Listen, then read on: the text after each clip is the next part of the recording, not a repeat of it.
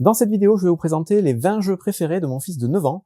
Ça fait un petit moment que je voulais faire cette vidéo, ça fait un petit moment qu'il me la demande. Et donc ce sont les 20 jeux qu'il préfère aujourd'hui à l'instant T, donc au mois de novembre 2025, en sachant que ça change à peu près tous les jours. En sachant aussi que ce sont des jeux que je lui fais essayer moi, donc c'est un petit peu des jeux que j'aime bien aussi, nécessairement, qu'à partir de 8-9 ans, ça devient intéressant de jouer avec des enfants, puisqu'on peut commencer à faire des jeux qui sont aussi sympas pour les adultes, ce qui n'est pas nécessairement le cas avant. Et donc, voilà, il y a 20 jeux qu'il a choisi lui-même, il a fait le classement lui-même, et je vais vous les présenter très brièvement, donc du 20e au premier. Ce sont que des jeux, par contre, qui sont sortis en français, en sachant que je le fais aussi tester les jeux en VO, et donc je ferai un autre classement à part pour ces jeux-là, qui seront peut-être nécessairement plus compliqués à trouver. Donc là, ce sont des jeux qui seront facilement trouvables sur le marché si jamais ça intéresse des gens. Et on commence tout de suite en 20e position avec le jeu Can't Stop. Can't Stop, c'est du stop ou encore, donc des jeux de dés avec du hasard, de la chance. Et ça, ça plaît quand même pas mal généralement aux enfants, puisqu'ils peuvent réussir à mettre des raclés aux parents si ça se goupille bien. Donc c'est à partir de 7 ans. Ça se joue de 2 à 4. C'est un jeu assez ancien, mais plusieurs fois réédité, assez connu, où on va lancer à chaque fois 4 dés, et il va falloir essayer de monter sur des pistes différentes de montagne, essayer d'aller le plus haut possible. Le but du jeu, c'est de réussir à atteindre, je crois, 3 sommets parmi tous ceux possibles, grâce aux alpinistes et à nos petits jetons. On va pouvoir s'arrêter quand on veut pour placer un campement et repartir de cet endroit-là pour monter un peu plus haut.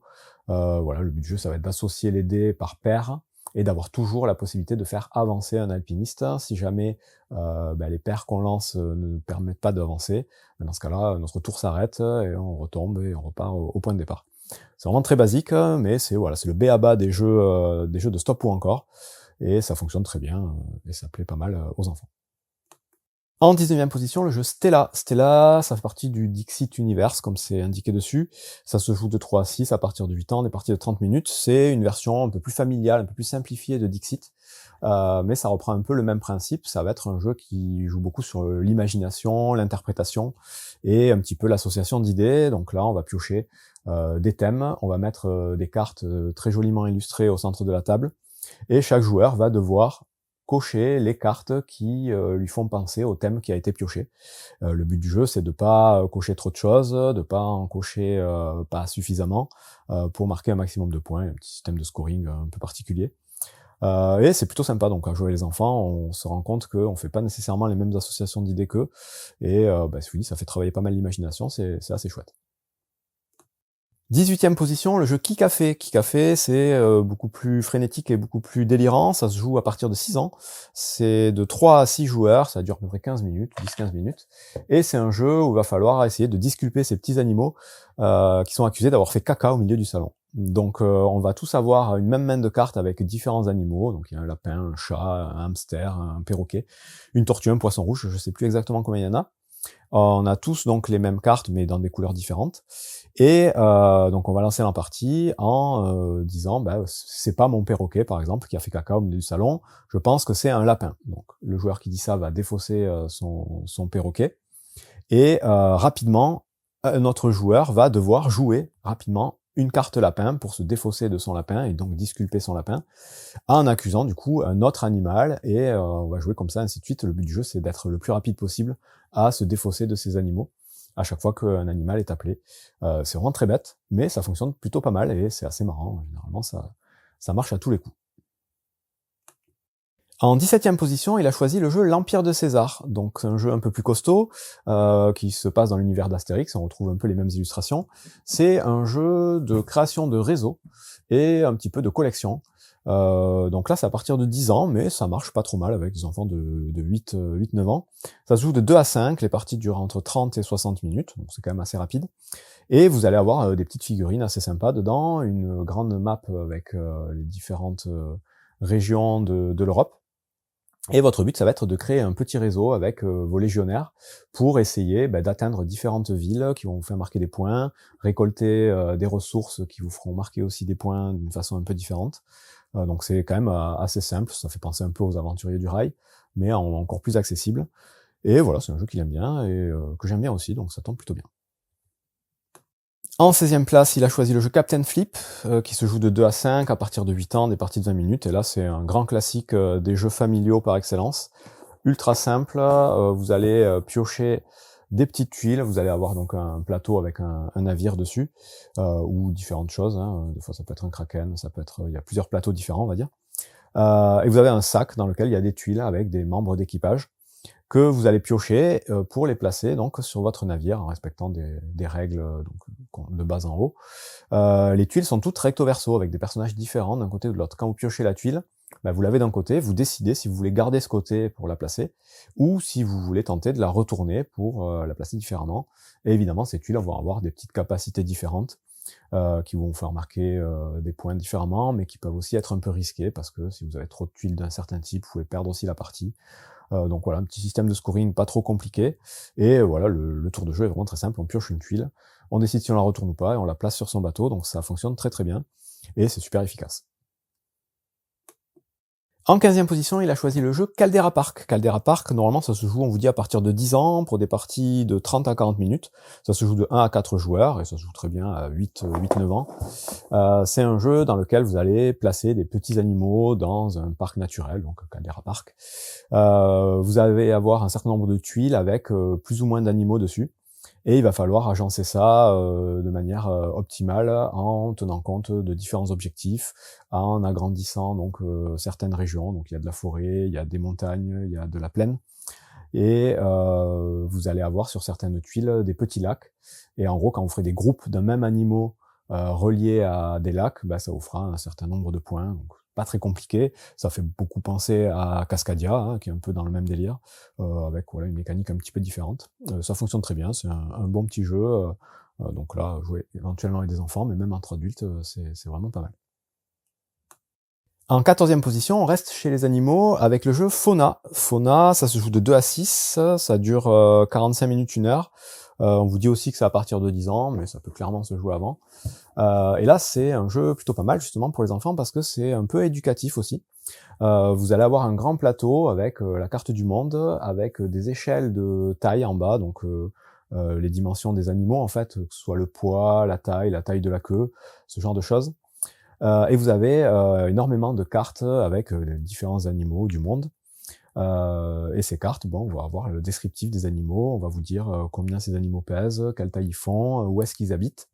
Et à chaque fois, donc, vous allez avoir donc un animal, et vous avez chaque joueur un certain nombre de cubes, et à tour de rôle, on va devoir placer des cubes sur différentes zones du plateau pour essayer d'estimer les différentes caractéristiques de cet animal. On va essayer de deviner où est-ce qu'il habite, on va essayer de deviner combien il mesure, et plus on se rapproche de la bonne réponse, plus on marquera de points, tout simplement. Donc c'est vraiment un chouette petit jeu, un petit peu d'enchères et de connaissances sur les animaux, hein, tout simplement. Donc celui-là, vraiment très chouette pour jouer avec des enfants. En 13e place, il a choisi Augustus. Augustus, je l'ai fait tester il y a pas très longtemps. Ça se joue de 2 à 6 à partir de 8 ans pour des parties environ 30 minutes. Celui-là, pour le coup, il va être peut-être compliqué à trouver. Je crois qu'il est plus édité. Il date un petit peu. Je sais pas si une nouvelle édition sortira un jour, mais ça mériterait.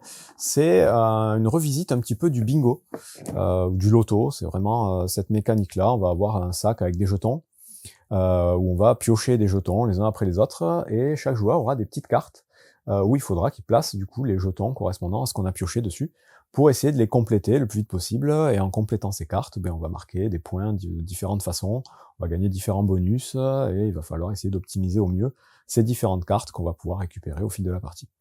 Donc c'est très familial, c'est très simple, c'est super efficace, c'est une valeur sûre, un jeu assez ancien maintenant, hein, je sais plus de quand il date, mais ça fait un petit moment qu'il est sorti, et c'est vraiment un très bon jeu familial à jouer avec n'importe qui.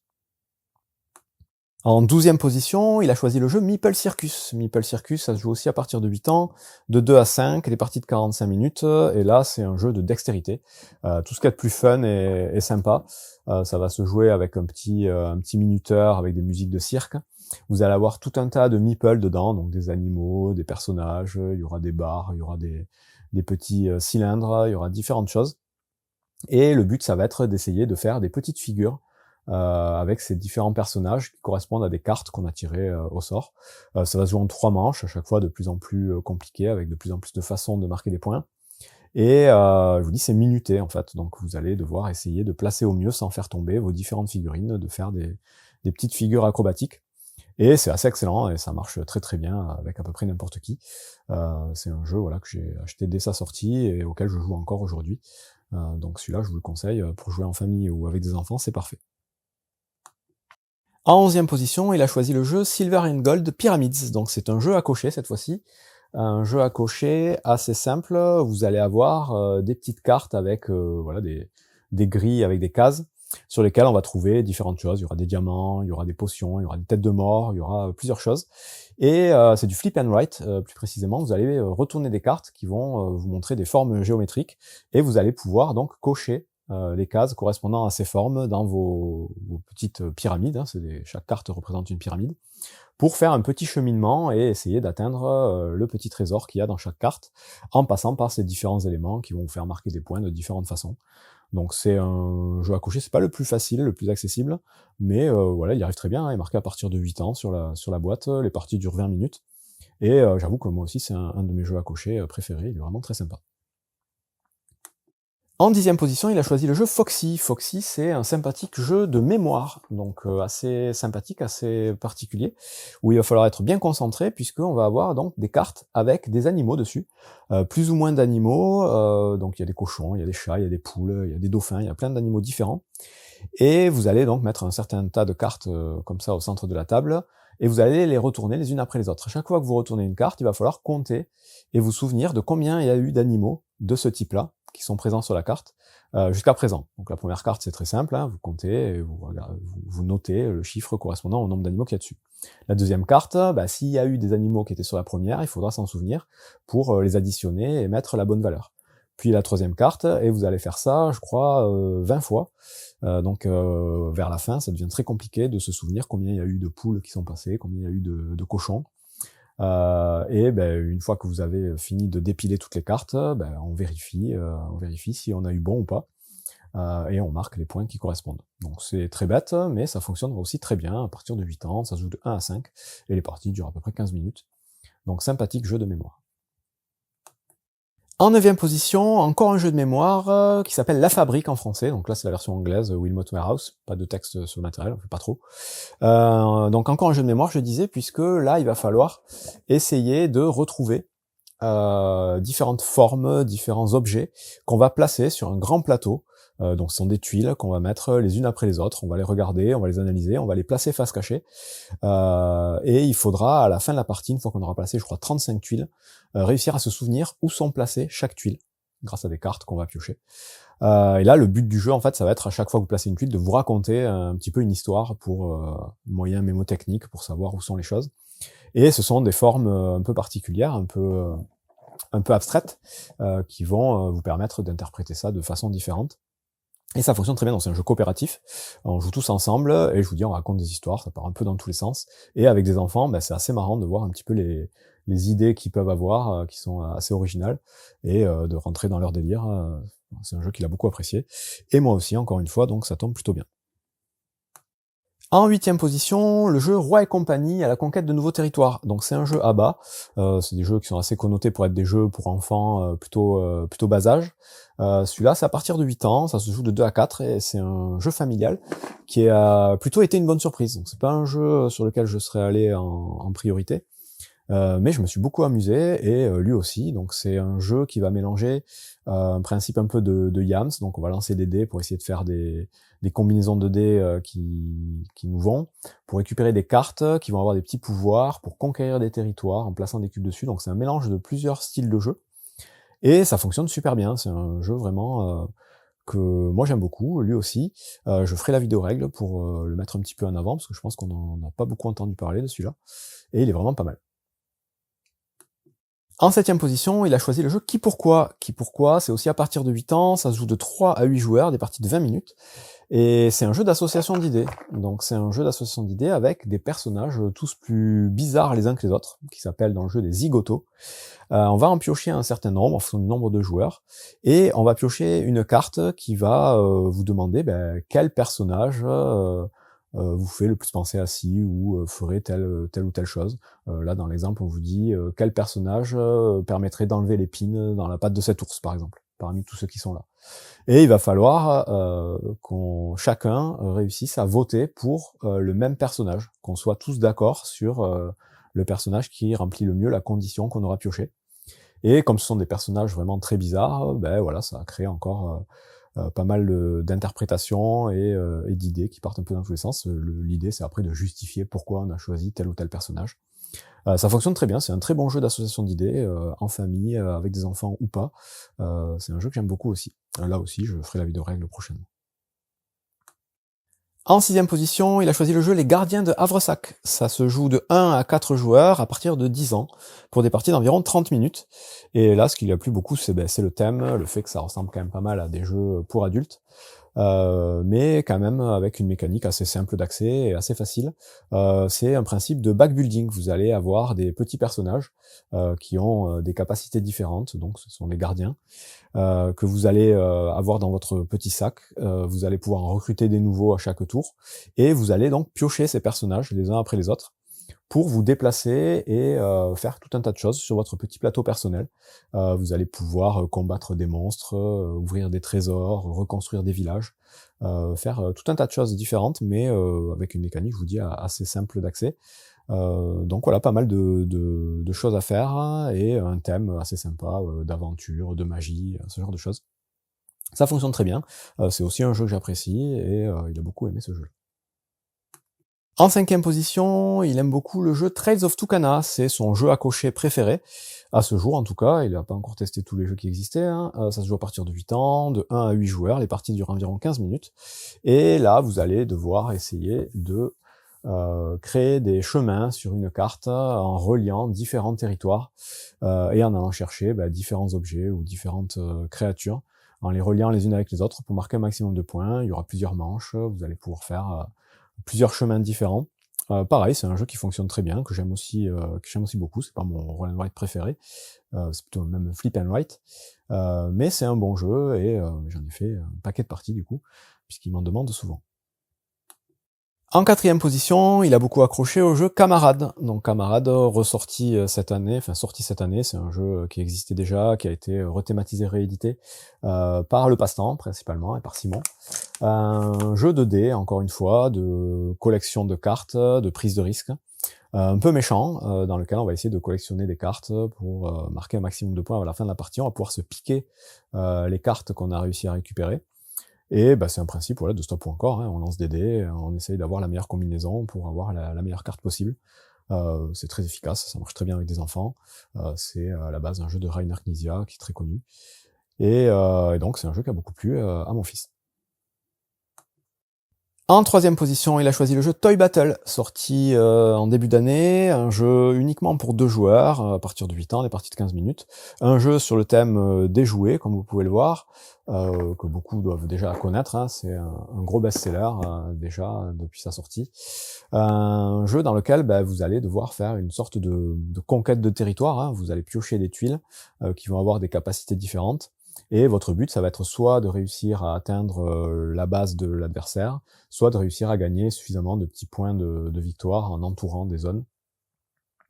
Et donc c'est un jeu très simple, hein. Vous piochez des tuiles, vous les jouez, vous les placez sur le plateau, vous appliquez leurs effets, puis c'est au jour suivant de faire pareil. Il y a plein de petits plateaux différents qui correspondent à des territoires divers et variés, dans l'univers toujours des jouets, donc ça c'est vraiment très chouette. Et c'est un jeu qu'il a bien aimé aussi. En seconde position, il a voulu mettre le jeu Karak 2 qui est la suite de Karak 1 du coup, mais en vrai on a surtout beaucoup joué au premier, donc à Karak 1, qui était un jeu vraiment assez axé pour les enfants, une sorte de dungeon crawler pour enfants, où on va se balader dans les douves dans les sous-sols d'un château, battre des monstres à coups de dés, gagner un peu d'équipement et essayer de marquer un maximum de points. Donc le premier, on a fait beaucoup de parties et il avait beaucoup aimé, son frère aussi d'ailleurs. Le 2, on a fait qu'une partie pour l'instant. Mais comme c'est la suite, un peu plus pour les grands, un peu plus complexe, où effectivement il va y avoir en plus de la gestion de ressources, il va y avoir différents types de dés. Ça reprend quand même la mécanique de base du premier, mais c'est plus complexe. Personnellement, je trouve que c'est un peu trop encore complexe pour lui, mais ça lui a beaucoup plu. Comme c'est la suite du premier, qui est un de ses jeux préférés, qui était un de ses jeux préférés du coup, parce qu'il n'avait pas voulu le mettre là. il aime beaucoup, donc on va essayer d'y rejouer, et voir si ça continue à lui plaire autant. Et enfin, en première position, il a voulu mettre absolument Lightspeed Arena, qui est un des derniers jeux que je l'ai fait essayer, et qu'il adore. Il a trouvé ça génial. Il m'a dit, ah non, c'est celui-là le meilleur, il faut le mettre numéro 1. C'est un jeu qui se joue de 1 à 4, à partir de 7 ans, les parties d'environ 10 minutes. Il y joue avec son frère, il y joue avec moi, et c'est effectivement assez original, et je comprends que ça puisse plaire beaucoup aux enfants, puisque c'est un jeu qui va jouer avec une tablette, où il y aura vraiment une résolution un peu interactive, donc ça plaît pas mal. Et le principe, il est ultra simple. Vous allez, en temps limité, poser des tuiles avec des petits vaisseaux qui ont des rayons laser, qui vont essayer de s'attaquer les uns les autres, d'attaquer éventuellement des astéroïdes. Et il va falloir positionner ces tuiles tous simultanément sur une zone de jeu, de la manière la plus logique, la plus intelligente possible, pour marquer un maximum de points à la fin de la partie. Et une fois qu'on a placé tous nos vaisseaux, toutes nos tuiles, on prend une photo de la zone de jeu, et automatiquement l'application va résoudre la bataille, avec des petites animations, avec des vaisseaux qui se tirent dessus, et ça va nous faire marquer des points. Et voilà, ils adorent ce jeu, et j'avoue que c'est assez rigolo, assez sympa.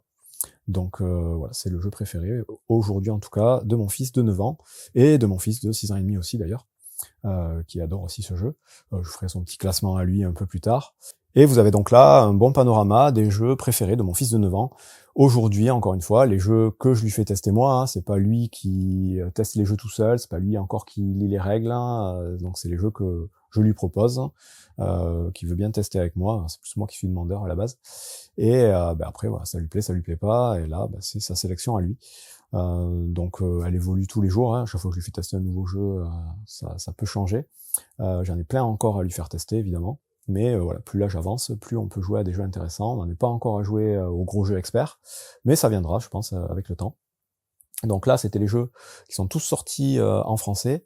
Je referai une autre vidéo un peu plus tard où je vais présenter les jeux qu'il aime bien, qui sont sortis pour l'instant que en VO, parce qu'il y en a beaucoup qu'il aime beaucoup aussi en VO, il voulait que j'en parle. Donc je ferai la vidéo et je parlerai vite fait des jeux qui plaisent à mon fils un peu plus jeune, qui joue un petit peu aussi, mais un peu moins. Voilà, j'espère que ça vous aura intéressé. Bon jeu!